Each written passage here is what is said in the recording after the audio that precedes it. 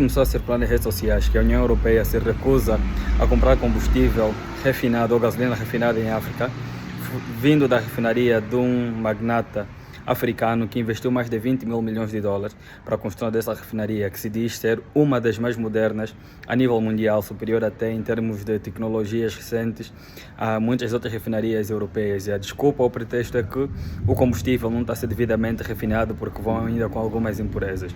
E isso vem alarmando alguns africanos ou algumas pessoas que vão tomando contato com essa informação. Para mim isso não gera surpresa nenhuma, porque tal como eu venho defendendo, ou venho dizendo, a União Europeia ou o europeu tem um sentimento de nacionalista e eurocentrista, ou seja, para o europeu ou para a União Europeia, tudo que é produzido na Europa é de qualidade superior e deve ser sempre prioridade no mercado europeu.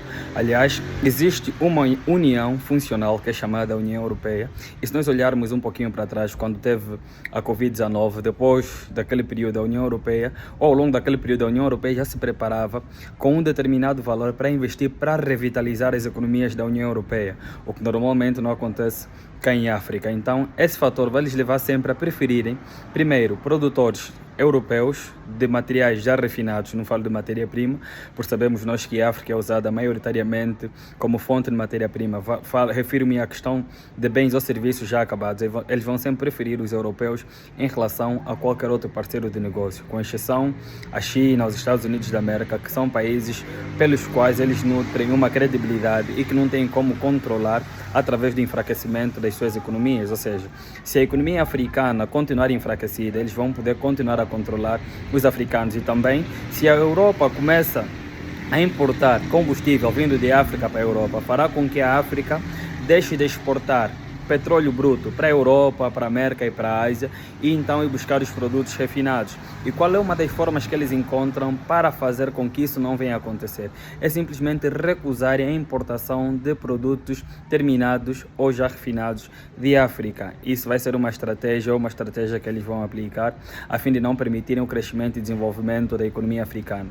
Então, se o africano quiser desenvolver, se quisermos melhorar as nossas economias, nós precisamos começar a sermos os primeiros clientes dos países africanos. E ontem eu fiz um vídeo de alguns fatores que têm levado os africanos a não importarem muito dos países africanos, que tem a ver com o excesso de burlas, de fraudes e por aí fora, ou seja, a insegurança que as economias africanas ou os países africanos nos oferecem em termos de importação ou importarmos de alguns países africanos.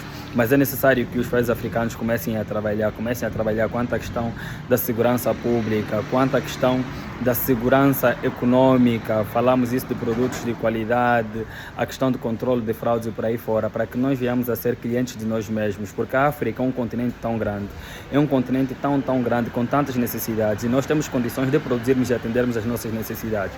Então isso que vai acontecer é simplesmente fruto de uma diferença que existe entre os africanos e o europeu.